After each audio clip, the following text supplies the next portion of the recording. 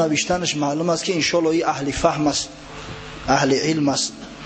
خب میگوید بینندگان فیلم حضرت یوسف علیه السلام در یک شبهه افتیدند که چرا آنها 5 وقت نماز نمیخوانند. برخی کشفهمان میگویند نماز هم ضروری نبوده است.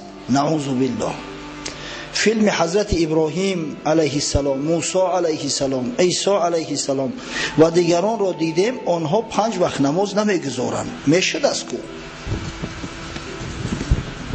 اولا انشاءالله من گمان میکنم که این جهلا، این کسایی که استخانه میگویند اهل مسجدی ما نیستند.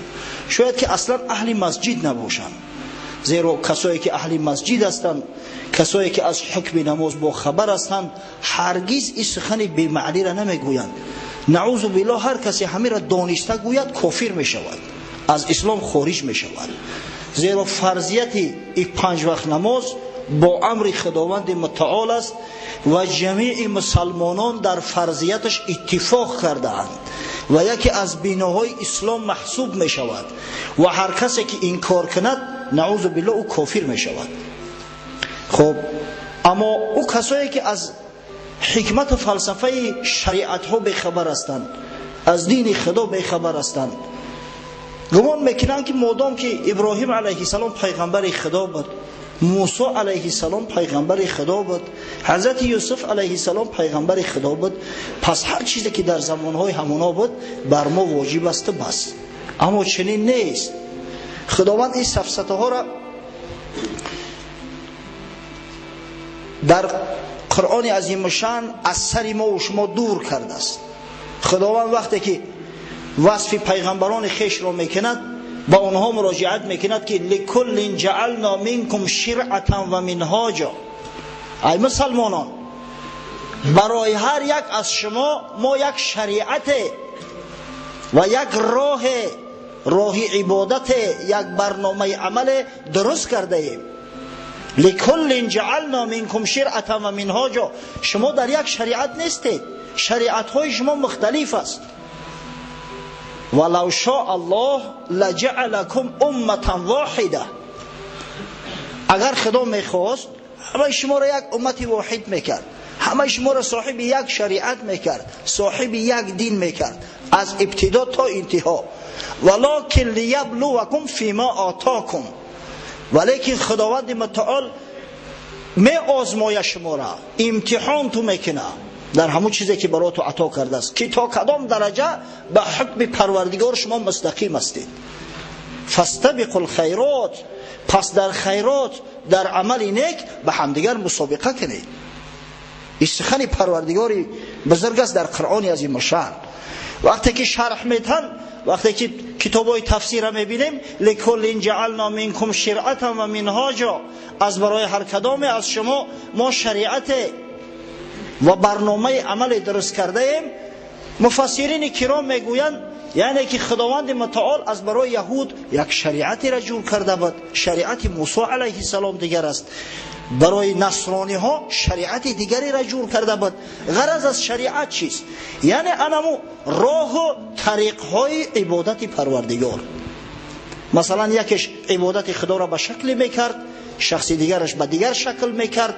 پس شرط نیست که نماز در همه یک خیل باشد، با یک شکل باشد، با یک قاعده باشد.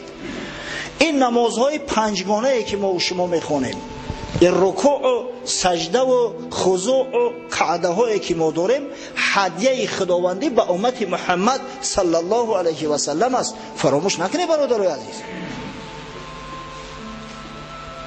5 وقت نماز بر محمد صلی الله علیه و سلم و بر امت او از شب اسراء، شب معراج که سال 10 بعثت پیامبر صلی الله علیه و سلم بود فرض گردانده شد.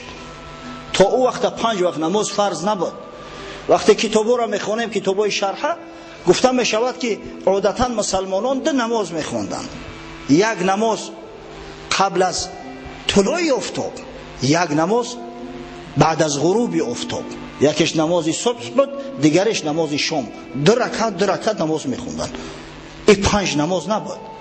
وقتی که خداوند متعال حبیبش محمد صلی الله علیه و سلم مهمان خیش خواند، دعوتش کرد، وقتی که در عرش اعلا پیامبر صلی الله علیه و سلم به مصاحبت خداوند متعال مشرف گشت، خداوند این نمازها را براش فرض گرداند. اگر یادتون باشه وقتی که قصه معراج رسول الله صلی الله علیه و سلم با شما میکردیم، همونجا بیان کردیم که پروردگار حق سبحانه و تعالی از برای حبیبش محمد صلی الله علیه و سلم و از برای امتی بزرگوار 50 نماز فرض گرداند. 50 نماز. بعدا هر باره با پافشاری حضرت موسی علیه السلام رسول الله صلی الله علیه و سلم التجا میکرد، نزد خدا بازگشت میکرد، تا اینکه عاقبت الامر خداوند 5 نماز با 5 نماز مبدل گرداند و به حبیبش محمد صلی الله علیه و سلم مراجعت کرد: یا محمد صلی الله علیه و سلم انه لا یبدل القول لدی، گفت قول من، سخن من تبدیل نمی‌یابد. و ان لک بهذه الخمس 50، از این خاطر بر تو اگر چنده که 50 نماز 5 نماز گرداندم، در عوض 5 نماز ثواب 50 نماز عطا میکنم. این از سال 10 بعثت جناب سرور عالم صلی الله علیه و سلم فرض گشته است. زمان حضرت یوسف کی بده مردم از برای خدا؟ لکل جعلنا منکم شرعة و منهاجا. خداوند برای حضرت یوسف یک شریعتی دیگری را داده بود. اصلا حضرت یوسف صاحب شریعتی نو نیست. شریعت یوسف علیه السلام شریعت ابراهیمی است.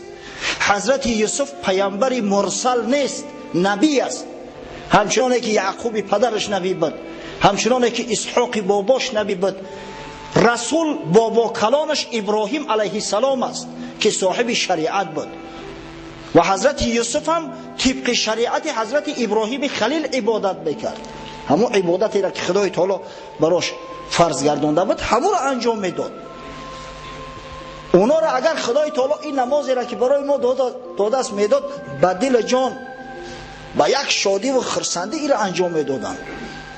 آخه در باره فضیلت نماز ما با شما ساعتهای طولانی گپ زدیم، دیگه حجت به گپش نیسته. نمازی که هم راحت روحانی برات بخشه، هم راحت جسمانی برات بخشه.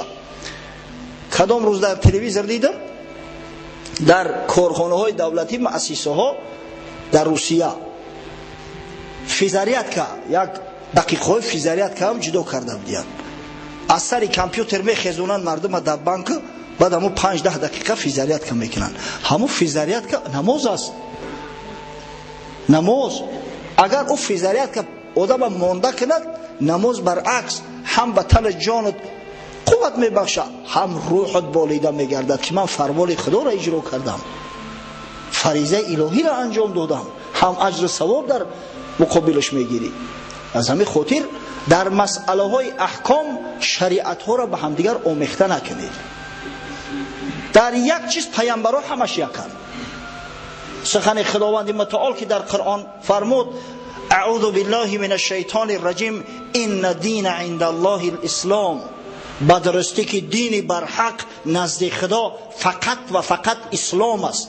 همین را بعضی ها نمیفهمند. پس میگن که در زمان آدم علیه السلام چی بود؟ اسلام نبود کو. در زمان ابراهیم علیه السلام شریعت دیگر بود کو. براشون میفهمونیم که اسلام دو معنی دارد، معنی عام و معنی خاص. اگر به معنی عام گیریم، اسلام دین وحدانیت است، یکتا پرستی است، خدا را یک و یگانه دانستن است. دین آدم علیه السلام تا خاتم علیه و علیه السلام است.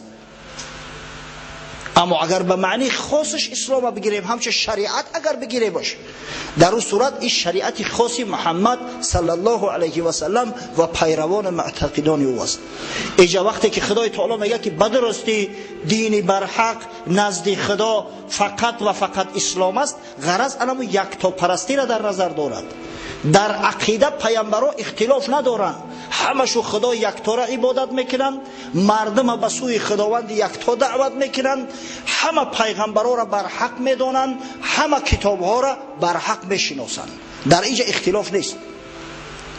در حدیثی که امام بخاری روایت میکند از پیامبر صلی الله علیه و سلم اومده است، حضرت رسول الله گفت نحن معشر الانبیاء اخوة لعلات، ما گروه پیغمبرا برادری علات هستیم، یعنی برادری که مادراشو جدا جدا هست و پدرشو یک است.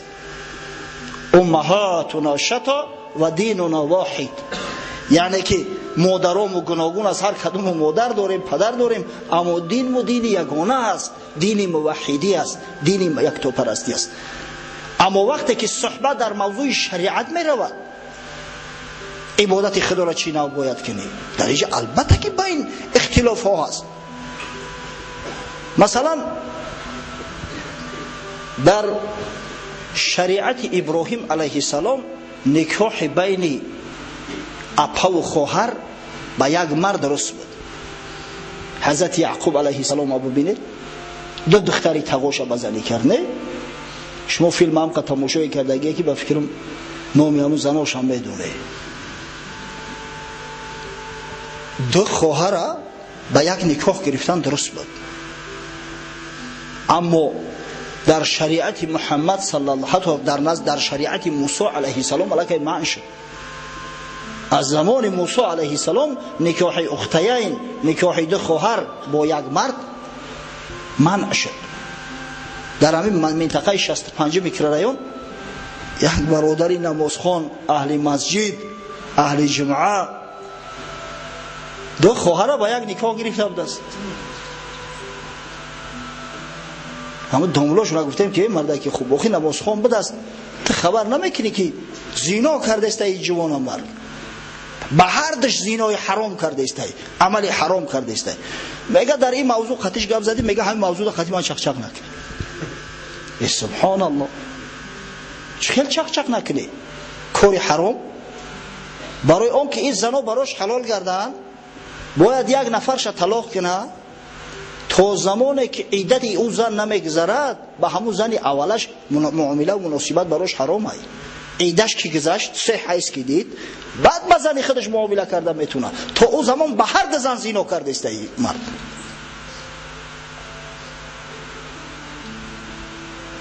با فکرم صاحب دنیا های پول استراب میته امو لاهورا دیگه که میروان امو در دستشو سخت غوث میچسبونه و میگه در این موضوع چخ نکنه دیگه خب میکنن.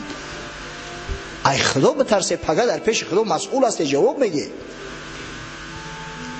من رأى منکم منکرا فلیغیره بیده.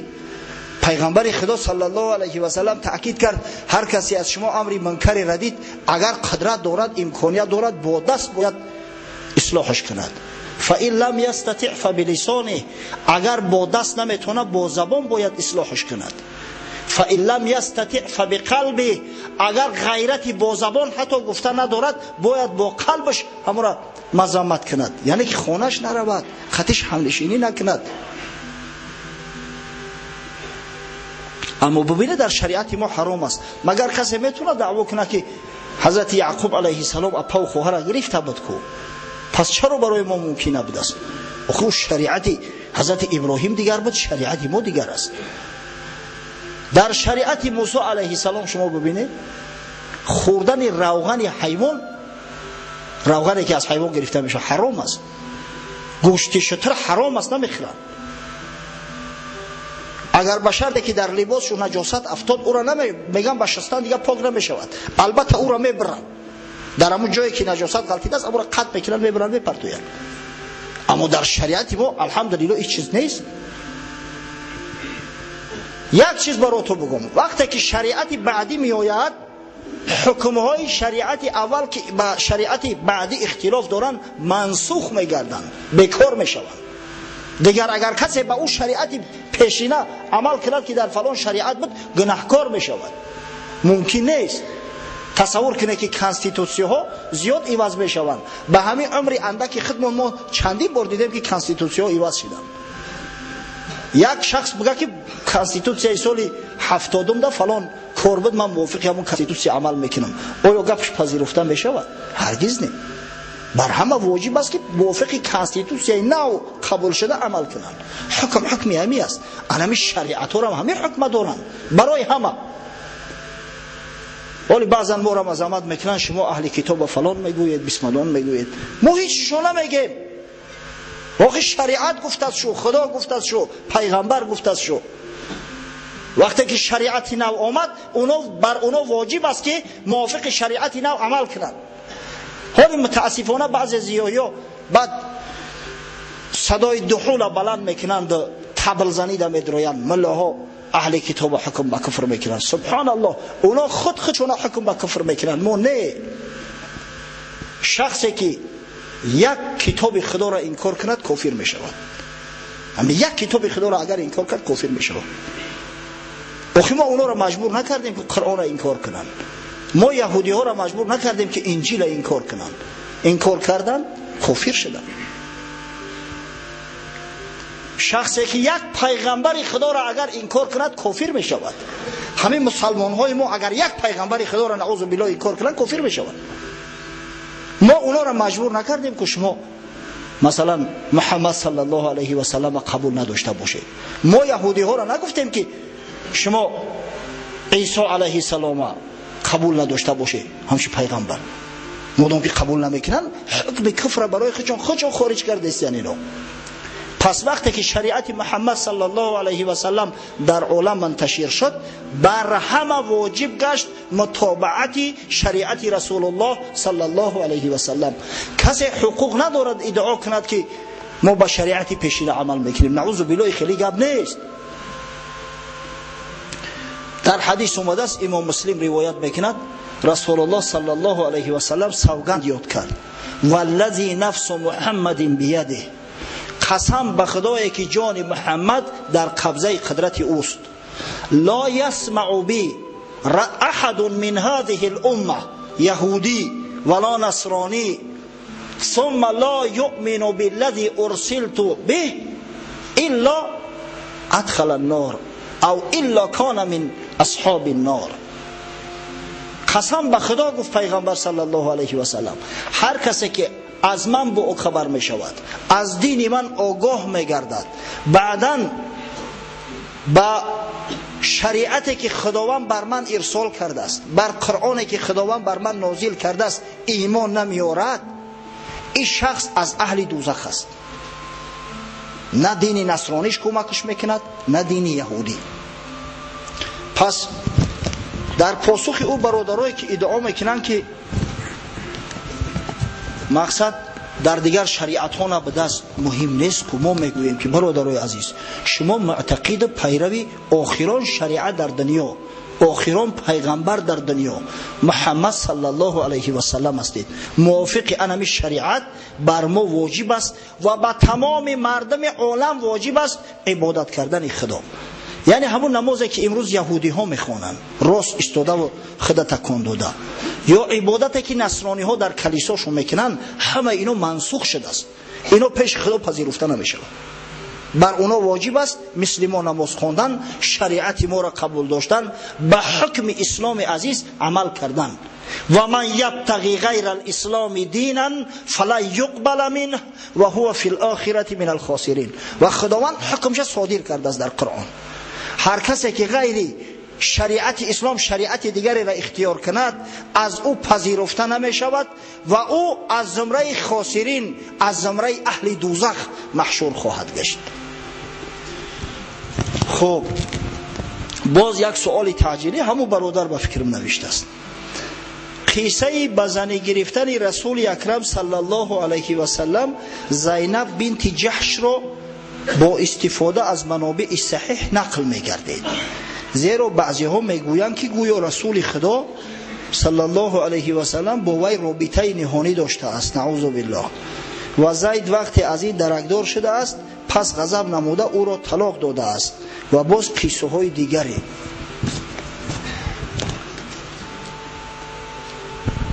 اگه اینجا ما مجبور میشویم، مگر چند وعده کردیم که کوتاه گپ میزنیم، اما حالتهایی هست که کوتاه گپ زده نمیشود. وقتی که سخن درباره مادرهای ما می رود، وقتی که تحقیر به مادرهای ما متعلق می شود، بر ما فرزندان واجب است دفاع کردن از مادرهامان. اولا بر ما واجب است شناختن مادرهامان که مادرهای ما کیها هستند، چرا ما اونا را مادر می گوییم. خداوند متعال در قرآن عظیم الشان ما و شما را تعریف و توصیف کرده است. مسلمانان واقعی را در نظر دارم. حضرت خداوند میگوید النبی اولی بالمؤمنین من انفسهم. محمد صلی الله علیه و سلم برای مؤمنان از جانهاشو عزیزتر است. و ازواجه امهاتهم، و زنهای محمد صلی الله علیه و سلم مادران مسلمان ها هستند. این حکم مادر فرزندی را خداوند برای ما و شما تعیین کرده است که ازواج مطهره رسول الله صلی الله علیه و سلم برای ما و شما مادر هستند. خواه بیبی خدیجه باشد، خواه بیبی عایشه باشد، خواه زینب بنت جحش باشد، خواه دیگران. از این خاطر انشاءالله مختصرتر درباره ازواج مطهره پیغمبر، درباره مادرها ما قصه میکنم که مادرهای ما کیها بودند، کی با پیغمبر ازدواج کردند، کی وفات کردند، تا اینکه یک تصوراتی لااقل اندکی هم باشد در همین نسبت داشته باشید. حضرت رسول الله صلی الله علیه و سلم طبق اخبار صحیحه را در نظر دارم. اختلاف در قولها خیلی زیاد است. با 11 زن نکاحی معامله و معاشرت کرده است و 2 زن دیگر را نکاح کرد، اما با اونا معامله نکرده طلاقشان داد. از اونا جدا گشت. در مجموع 13 تا می شود. 11 زن نکاحی، زنهایی که با رسول الله صلی الله علیه و سلم زندگی کرده اند و ام المؤمنین شماریده می شوند. مادران مؤمنان کیها هستند؟ اولا خدیجه بنت خویلد رضی الله عنها که رسول الله صلی الله علیه و سلم قبل از بعثت در سن 25 سالگی خیش 15 سال قبل از بعثت و پیغمبری با این خاتونه، با این خانم زیبا، هم زیبا سیرت و هم زیبا سیرت ازدواج کرد و غیر از ابراهیم تمام فرزندان دیگری رسول الله صلی الله علیه و سلم همه از بیبی خدیجه مادر متولد شده است. تا زمانی که خدیجه زنده بود پیغمبر صلی الله علیه و سلم آرزوی هیچ زنی را نکرده است. یگان زن حتی پیشنهادش میکردن نمیگرفت. حتی بیبی خدیجه مادرمون التماسش میکرد که یک زن بگی، تصور کنید سن سالی مادرمون به 60 رسیده بود، در صورتی که رسول الله صلی الله علیه و سلم در عین جوش و خروش جوانیش بود، در 45 سالگیش بود. تاکیدش کرد نگرفتم. بیبی خدیجه 3 سال قبل از هجرت از دنیا گذشت. پیغمبر به حد خدیجه را دوست می داشت که همون سال وفات بیبی خدیجه را ام الحزن گفته است. سال حزن و اندوه، سال غم. بیبی عایشه مادرمون میگه ما غیرت علی امرأة ما غیرت علی خدیجه. بر هیچ زنی پیغمبر صلی الله علیه و سلم اینقدر رشک نداشتم که بر خدیجه. ببینه بیبی خدیجه وقتی که از دنیا گذشت ولی پیغمبر عایشه را نگرفته بود. عایشه تفلک بود. عایشه خدیجه را ندیده است، اما میگه از همه زیادتر به بیبی خدیجه رشک داشتم. زیرا هر وقتی که قصه خدیجه در میان می اومد پیغمبر به نیکی یادش میکرد، در حقش دعای خیر میکرد، همین خیلی با محبت گپ میزد که برای رشک می اومد. میگه مادرمو بیبی عایشه. پس عائله اولی پیغمبر صلی الله علیه و سلم بیبی خدیجه کبراست. بعد از وفات بیبی خدیجه رضی الله عنها پیغمبر صلی الله علیه و سلم یک زن مؤمنه را با نام سوده بنت زمعه به زنی گرفت. سوده کی بود؟ سوده یک زنی که اسلام آورده بود. شوهرش سکران ابن عمرو از دنیا گذشت. از بس که در مکه مکرمه زنهای مسلمان بسیار احوال بد داشتند، خش تباراش و جبرشو میکردن. خوف آن بود که اگر سوده باز بگرده به قوم خودش، به نزد قوم خودش از نو مجبوری به ارتدادش میکنن، به کفرش میکنن. پیغمبر صلی الله علیه و سلم با سوده ازدواج کرد. حتی در بعضی روایات اومده است که سوده از رسول الله صلی الله علیه و سلم کلانتر بود، 5 سال کلان بود است. یعنی برای شهوت نگرفته است تو را، پروای شهوت هم نداشت حضرت. 1 سال بعد از ازدواج سودا همراه پیغمبر زندگی میکرد. یک حالت شد است در تاریخ.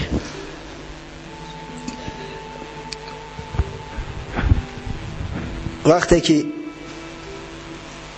در جنگ بدر بدری ها قریشی ها بعضش اسارت افتیدند و آوردن شو، سودا بنت زمعه که از زنهای اشراف زاده قریش بود سختش رسید. ببینه این تعصب بعضا کاری خیچه میکنه. در حالت غضب گفت ای حال در مردن تون خوب نبود، در میدان جنگ میکشتن تو از این شرمندگی در خوبتر نبود. حضرت غضبش کرد که تو چی میگویی؟ تو پشتی مشرکا را گرفتستی. از شدت غضب طلاقش داد. سودا دیگه شب و روز گریه میکرد، پیش حجره پیغمبر می اومد. گفت یا رسول الله، من نوبت خواب خدمت نوبت شب ما به بی عایشه هدیه کردم، فقط من میخوام که فردا روز قیامت همچه همسری تو محشور شوم. این بسیار شرفی بزرگ است که زنی پیغمبر صلی الله علیه و سلم باشد. خیلی شرفی بزرگ است. و حضرت ترحم کرده به حالش، نکاحش کرد، از سری نو گرفتش. سودا بعد وفات پیغمبر عمری طولانی و دراز دید. عاقبت الامر در سال 54 هجری در مدینه منوره از دنیا گذشت. در قبرستان همون جنت البقیعه گرانده شده است. مادرمون است. بیبی عایشه را 1 سال بعد از سودا نکاح کرد، اما از بس که حالی خورد بود در خانه پدرش بود. وقتی که به مدینه هجرت کرد پیامبر صلی الله علیه و سلم 2 سال و 5 ماه بعد 7 ماه دیگر صبر کرد. بیبی عایشه وقتی که به بلاغت رسید، حضرت صلی الله علیه و سلم با او ازدواج کرد و زنی یگانه باکیره رسول الله صلی الله علیه و سلم بیبی عایشه مادرمون است. از عالمترین زنها است، از فقیه ترین زنها است. اینقدر مسائل شرعی که از بیبی عایشه ما روایت داریم، از بسیاری مردها نداریم. بسیار زیرک و ذکی بود. خدا رحمت مغفرت کنه مادر ما را. پیغمبر خدا صلی الله علیه و سلم به نهایت دوستش می داشت. زنی دوست داشته ترین رسول الله صلی الله علیه و سلم بود. در صحیحین اومده است، بخاری و مسلم روایت بکنن که رسول الله صلی الله علیه و سلم فرمود فضل عایشه علی نساء کفضل ثرید علی سایر طعام. فضیلت عایشه نسبت دیگر زنها مثل فضیلت ثرید است نسبت دیگر طعام ها. ثریدش ترید. در زبان ما کلمه ترید استفاده می شود، اما متاسفانه فقط در طعام گاو حیوان را استفاده می بریم. حال آن که هر چیزی که در اون نان ریزه کرده می شود، نان به همون آب آمیخته می شود یا با گوشت روغن آمیخته می شود، نامش ثرید است. همون شوربای طبقکی که اینقدر ما و شما دوست می داریم، همون ثرید است بچه‌ها. ثرید. یا که همون قروتوی که میزنیم در اینجا اصل بگیریم، او ثرید است، اما تریتش میگیم ما خود. ببینید چقدر لذت داره. شوربای طبقکی در قطعی شوربای کوسه مقایسه کرده میشود. امروز موت پرست شدیم، در کوسه شوربا میارن نمیفهمی که بارش خورده استم یا خون شوربا. نباشه همون رو اگر در طبق بیارن چپاتی را ریزش کنید چقدر بلذت است. فضل بیبی عایشه نسبت دیگر زنها مثل فضل ثرید نسبت دیگر طعام ها است. خب مادری چرا سیم و چهارم میگم؟ از روی سال که کی پیغمبر گرفته شو به همون ترتیب کرونولوژی آورده استوان. بیبی عایشه مادر بونم بسیار عمری دراز و با برکت دید. در سال 57 به بعض روایات سال 58 هجری از دنیا گذشته است، یعنی که 47-48 سال بعد از وفات رسول الله صلی الله علیه و سلم. چهارم زنی که پیامبر صلی الله علیه و سلم نکاح کرده است و شرفی زوجگی پیغمبر و مادری مؤمنان را دارد، مادرمو بیبی حفصه بنت عمر ابن خطاب، دختر حضرت عمر ابن خطاب است.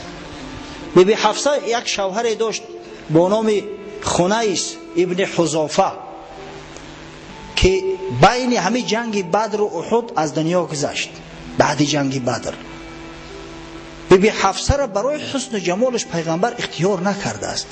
به خاطر آنکه مناسبت و معامله مسلمانان قوی تر شود بی حفصه را اختیار کرد.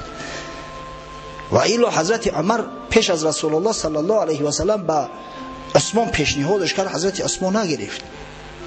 حتی در بعضی حدیث ها اومده است که به حضرت ابوبکر پیشنهاد کرد که یا ابوبکر گفت امید زن من عیمه شده است، مقصد سیبه شده است، از شوهر مونده است، همین بیوت زبانم نمیگرده بگم راستی، یا بگیرش. حضرت ابوبکر بعضی بهانه ها گفت، حضرت عثمان بعضی بهانه ها گفت. بعدا حضرت ابوبکر میگه که من بس فراست دانستم که رسول الله صلی الله علیه و سلم او را میگیره، او مادر ما میشود. از همین خاطر گفتند ما چی کردیم؟ قبول نکردیم. و نهایت حضرت رسول الله در سال 3 هجری بی حفصه مادرمون به نکاح در آورد. بی حفصه سال 45 هجری از دنیا گذشته است. پنجم از روی هم ترتیب کرونولوژی زینب بنت خزیمه است. این زینب که سوال کرده است برادر نه، ولی ان شاء الله در اون موضوع هم گپ بزنیم. زینب بنت خزیمه، زینب بنت خزیمه زوجه عبدالله ابن جحش رضی الله عنه بود. شوهرش در جنگ احد به شهادت رسید. از بس که کمبغلا را به حد دوست می داشت و کمکشون میکرد، با لقب ام المساکین مشهور بود، مادر مسکین ها. مادر مسکین ها را خداوند گرفت مادر تمام مسلمان ها کرد، خواه مسکین باشن خواه ثروتمند. و حضرت رسول الله صلی الله علیه و سلم این زنه که سال خورده بود، جوان نبود، در ابتدای سال 4 هجری به نکاح در آورد. 3 ماه بعد، در بعض روایات اومده است 2 ماه بعد، مادر زینب از دنیا گذشت. در زمان حیات رسول الله صلی الله علیه و سلم از میان زنهاش 2 نفرش از دنیا گذشته بودند وقتی که حضرت حیات بود، بیبی خدیجه مادرمان و همین زینب بنت خزیمه زن پنجم پیامبر صلی الله علیه و سلم. نهایت 6م مادرمان ام سلمه رضی الله عنها. ام سلمه نامش اصلا هند است، هند بنت ابی امیه. ام سلمه زن ابو سلمه بود. ابو سلمه برادر رضاعی رسول الله صلی الله علیه و سلم است. هر دوش سویبه کنیز ابو لهب سینه داده است، شیر داده است. وقتی که ابو سلمه به شهادت رسید، ام سلمه فرزنددار بود، پسر داشت، دختر داشت.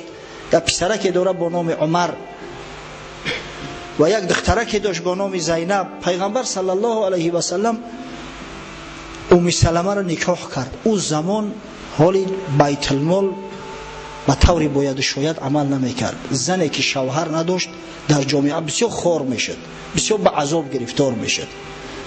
ولی یک ضرب المثل در میان مردم ما هم هست، میگن دخترک شو داره، قربقه شو داره، خیلی آبرو داره.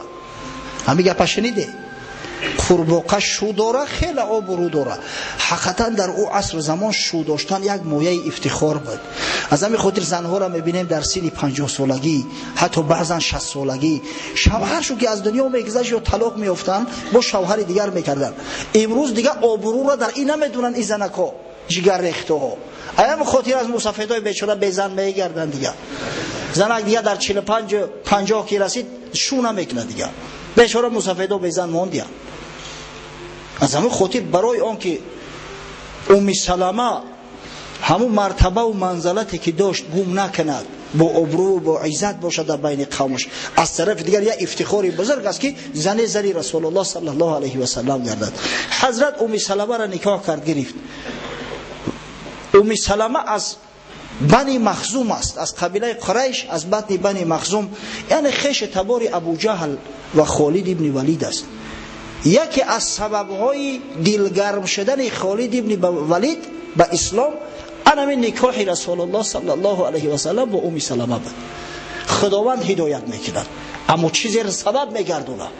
یکی از سببهاش همین شد که وقتی ام سلمه را رسول الله صلی الله علیه و سلم نکاح کرده گرفت، این یزده خیلی آبرو و عزت دارد و در پیش قوم ها چیزی اندک نیست. تصور کنه که یزده را پوچو میگن، در طرف شمال پوچو میگن. نه، پوچو یعنی پوچو، کرال یزنه، قوم‌های عرب هم بسیار احترام میکردن، همین خیش تباری و قومیت سببی را بسیار احترام میکردن. عیب میدونستن که با یزنوهاش و با قوم‌هایی که مثلا با اینا یک مناسبت و معامله دارد، معامله و مناسبت درست و صلح نداشته باشند. یکی از سبب‌های دلگرم شدن خالد ابن ولید همی شد. ببینید ام سلمه از همه امری با برکت‌تر زیادتر در بیان زنای پیغمبر صلی الله علیه و سلم دیده است.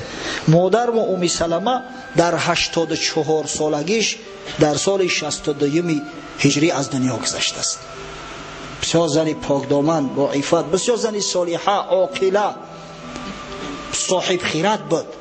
بسیاری صحابه پیغمبر از او مصلحت و مشورت می‌گرفتند. خب عائله هفتم پیامبر صلی الله علیه و سلم زینب بنت جحش. زینب که سوال به او متعلق است. زینب بنت جحش دختر عمه رسول الله صلی الله علیه و سلم است. دختر امیمه. امیمه عمه پیغمبر است. و خود رسول الله صلی الله علیه و سلم زینب برای پسرخواندش برای زید خواستگاری کرد. در نکاح زید ابن حارثه بود. از بس که زید ابن حارثه یک زمان غلام بود، ایرا بی خدیجه از بازار خریده و بعداً به رسول الله صلی الله علیه و سلم هدیه کرد و حضرت رسول الله را آزادش کرده. به حکم همون زمان جاهلیت ایرا پسرخواند خواند. حتی که در ابتدا زید ابن محمدش میگفتند، اما در اسلام خداوند انا همین معامله و مناسبت پسرخواندگی برهم داده است. مادرخواندگی این چیزا در اسلام اصل ندارن. بچه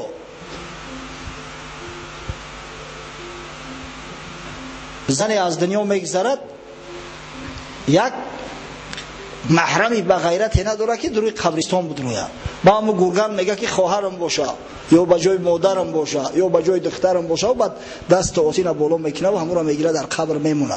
آیا به گفتن آن که مادرم باشد یا خواهرم باشد خواهرش میشود؟ هرگز نمیشود. این درست نیست، این حرام است.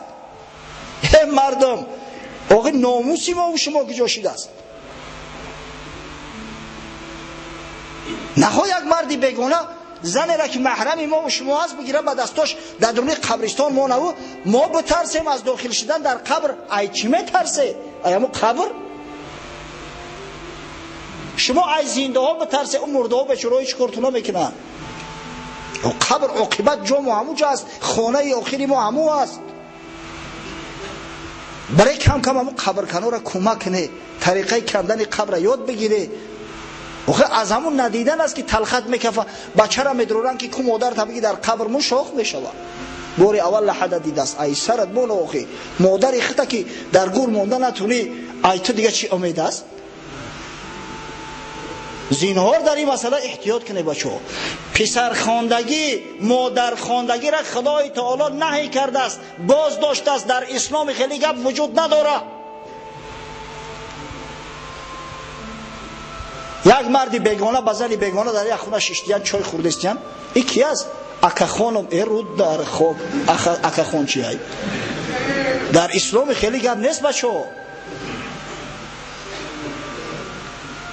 اگر که اجازت میشد خداوند متعال به حبیبش محمد صلی الله علیه و سلم اجازت میداد. اعوذ بالله من الشیطان الرجیم. ما كان محمد با احد من رجالكم ولكن رسول الله و خاتم النبیین. الآیه. خداوند گفت که حبیب ما محمد صلی الله علیه و سلم برای هیچ کدام شما را پدر نیست. ای زید، این محمد پدر ایت نیست، این پیغمبر ایت است، این مولا ایت است، این رسول خدا است، خاتمه تمام پیغمبران است. با این در این نبوت دیگه بسته می شود. بعدی دیگه پیغمبر مبعوث نمیگردد. شریعت محمد صلی الله علیه و سلم شریعت آخران خواهد بود. پس حکم پسرخواندگی و دخترخواندگی و برادرخواندگی و مادرخوان و دیگر از بین رفت. اما این سخن به مردم هیچ اثر نمیکرد. بعضی کارهایی است که مردم به حد تعصب دارن که همین 100 بار بگو با درم تعصب خشو میستن. سوال میکنن دوملو همه اشاره سبابه حکمش چی است؟ میگیم سنت است. دلیلش چی است؟ دلیلش 36 حدیث صحیح که از پیغمبر صلی الله علیه و سلم روایت شده است.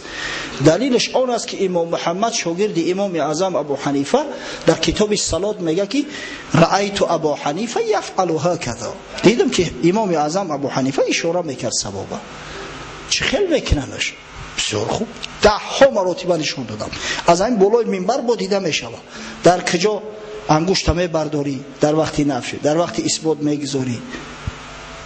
یک حاجی میگه که دوملا میگه پا میگویا، هم در صف نگاه کن، اکثریت نمیکنن. بعد حقیقتا اهمیت دادیم در این پهلوی خودم شتگی اون نمیکنن. آخی نمیکنه سوال برای چی میته؟ برای سر دل تو میته که ما خودمون میکنیم، همین نشان میتیم، تعلیم میتیم که مردم یگان خلاف نداره. این حدیث، این سنت پیغمبر صلی الله علیه و سلم هیچ خلافی نداره، هیچ دلیل در مقابلش نیست، غیر گپ‌های بیهوده، گپ‌های پلفته. آخه این سنت پیغمبره، سنت پیغمبره که کردی اجر ثواب میگیری. بکنیش هم یکی نکنیش، نه خود سنت پیغمبره بکنیم یک باشه و نکنیم. این در کجای عقلی آدم تغییر میگیره؟ انا همی خیلی همی امری برادر خواندگی و پسر خواندگی اگر چند خداوند آیت نازل کرد در میان مردم هم قدر مستحکم ایستاده بود که هیچ به هیچ وجه نمیخواستن که از این دست بکشن. از این خاطر در نقشه پروردگار ازدواج زینب با رسول الله صلی الله علیه و سلم بود. این در نقشه خداوند متعال بود. تا زمانی که پیغمبر صلی الله علیه و سلم عملا اثبات شونه میکرد که آخه پسرخواند حکم نداره در شریعت، شخصی را پسرخوانده گفتی او حکم پسری تر نمیگیرد، همین را اگر عملا اثبات نمیکرد قبول نمیکردن. بله بعضی حکمایی است که تا رسول الله خودش چنگ نمیزد نمیکردن. در سال جنگ حدیبیه، سال صلح حدیبیه، حضرت صلح بس با قریشی ها، اونا گفتن که حاجی ها را، کسایی که نیت حج داشتن، من کردن مسلمان ها را، گفتن امسال نمیدروی، سال آینده میایه همه عمره را قضا میداری، سال آینده مدت 3 روز مکه را از برای شما خالی میکنیم، مرحمت مناسک عمرتون انجام بدید. حضرت امضا کرده همه را، مرد به مسلمان ها مراجعت میکند که ای مسلمان ها، همو هدیه هایی که برده، مال هایی که برای قربانی میبرید در همینجا بکشه، ختونه حلال کنه، سال آینده آمده و بعد عمره قضا میکنیم. یگان کس از جوش نمیخیزه. مسلمانایی که برای پیغمبر صلی الله علیه و سلم جانشون فدا میکردن، مسلمانایی که عروه ابن مسعود ثقفی آمد در پیش قریشی ها گفت که مردم، محمد صلی الله علیه و سلم برای قومش حکمش از حکم پادشاه را بالا های، وقتی وضو میگیرد برای قطره های آبی که در ریشش است بین مسلمان ها جنگ میشود که تبرکم بگیریم در روم بشکیم. همین مسلمان ها امر پیغمبر را گوش نکردن، نخیستن، مولا نکشتن. بعد همه ام سلمه مادرم خدا رحمتش کنه گفت بسیار زنی زیرک دانشمند بود، گفت یا رسول الله، گفت به هیچ که گپ نزن، خودت بخیز شتر قربانی را بکش، بعد دیگه رو به تو تقلید کرده و عمل میکنن. حضرت دست آستین بالا کرد، خودش شروع کرد شتر وقتی که کشت همه از جوش خیستن و بعد به ملکشی شروع کردن. انا همه جدم خداوند متعال در نقشش گرفته بود که توسط نکاح زینب بنت جحش با رسول الله صلی الله علیه و سلم خرافات پسرخواندگی و پدرخواندگی را از بین ببرد. این آیت در قرآن اومده است بچه‌های عزیز. خدای نکرده شما همه سفسطه این زردشتی ها و زردوش معاب ها و مستشرقای خارجی احمق نگیرید با خودتون کافر کنید. برای که همون سوال با اون طرزی که گفته شده بود راستی برای در دهشت انداخت. خداوند متعال در سوره احزاب چند آیه به این موضوع در مناسبت به این موضوع نازل کرد. اعوذ بالله من الشیطان الرجیم و استقول للذی انعم الله علیه و انعمت علیه امسک علیک زوجک واتق الله. میگه ای محمد صلی الله علیه و سلم، وقتی که تو به اون شخصی که خداوند براش نعمت داد و تو براش نعمت دادی مقصد زید ابن حارثه است که یک زمان غلام بود، آزاد شد، اینقدر آبرو و شرف پیدا کرد، حتی چند مدت پسرخوانده محمد صلی الله علیه و سلم گفته میشد. در تربیه رسول الله از خردش بزرگ شده است. خدا براش انعام داد و تو براش انعام ها دادی. رفتی زینب بنت جحش دختر عمت براش خواستگاری کردی. اگر چند همکف نبود، زنهای اشراف قریش بسیار شرف داشتن. نکاح با یک شخصی که یک زمان غلام زاده بود روا نمیدونستن، بر شأن خود جایز نمیدونستن. وقتی که تو میگه گفتیش که زن تا نگه بدار، از خدا بترس، زن تا نگه بدار، طلاقش نکن، واقعا همین خیلی شده است. زینب وقتی که طعنه میزد شوهرش زیده، و مرد بدوخی، مرد وقتی طعنه زدی چند تا قد میکنه. می اومد پیش رسول الله صلی الله علیه و سلم به شکایت که یا رسول الله همین زن به من سازگار نیست. چرا می اومد؟ برای آن که تا اجازه پیغمبر که نمیشه چخیل سرش میداد. زنی را که رسول الله خودش خواستگاری کرده از دو دستش، همین زن پسندم نمیکنه. حضرت دائم تاکیدش میکرد امسک علیک زوجک واتق الله، زن تا نگه بدار، از خدا بترس، از خدا بترس یا زید. و تخفی فی نفسک ما الله مبدیه و تخشى الناس والله احق ان تخشاها. من میدونم میگه خدای تعالی که تو در دلت پنهان میداری. چرا زید میگوی که زن تا نگه بدار؟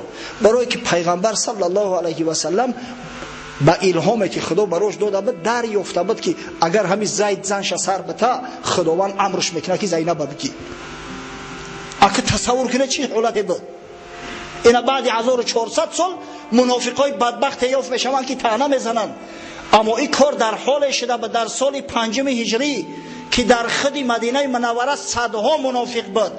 از یک طرف یهودی ها، از یک طرف مشرک های قریش و دیگر قبیله ها چی طعنه های در حق پیغمبر میزدن. خاصتا که نزد اونا حکم پسرخواندگی و پدرخواندگی بسیار بلند بود. پسرخوانده حتی از او پدرخوانده خودش میراث میبرد. بسیار طعنه های زیاد میزدن پیغمبر. حضرت دیگه آزرده شده بود، بیزار شده بود از طعنه و ملامت این مردم. از همین خاطر نمیخواست میره. خداوند که الهام داده بود، همین دلش گواهی میداد که حالی همین زید اگر زنش سر بته، خداوند امر میکنه که زینب بگی، تا اینکه مردم بفهمند که همین حکم پسرخواندگی و پدرخواندگی هیچ اعتباری ندارد، بعد ملامت مردم در سر میریزه. خداوند سینش میگه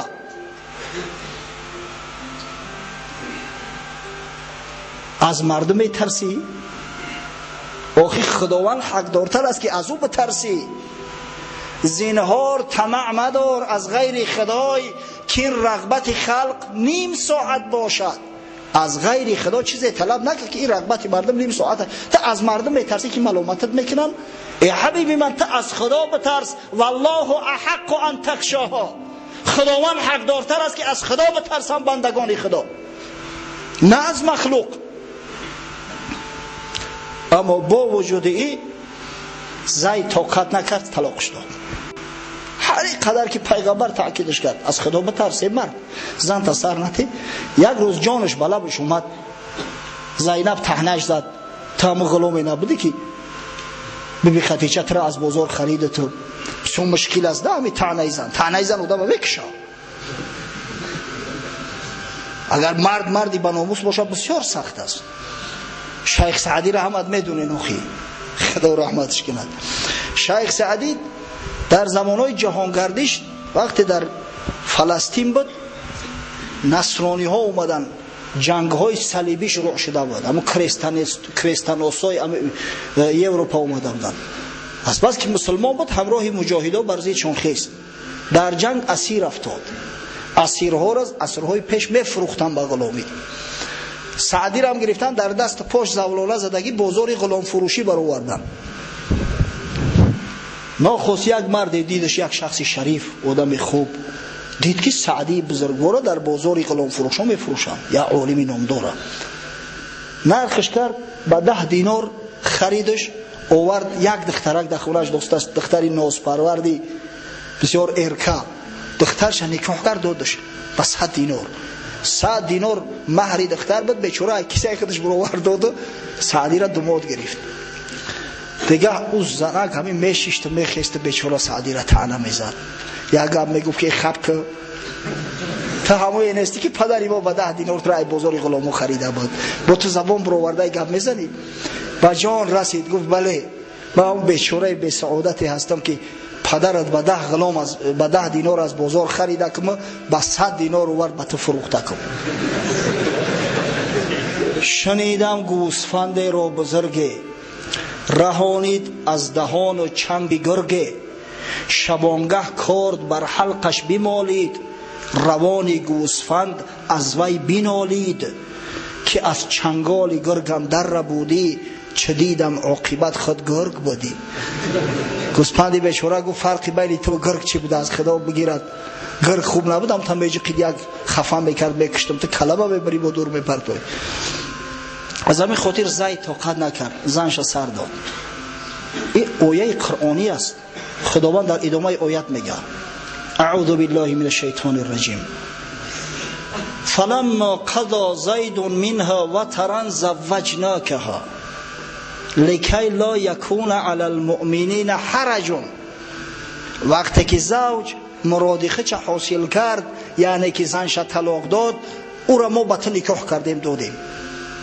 خداوند پیغمبرش میگه زوجناکها.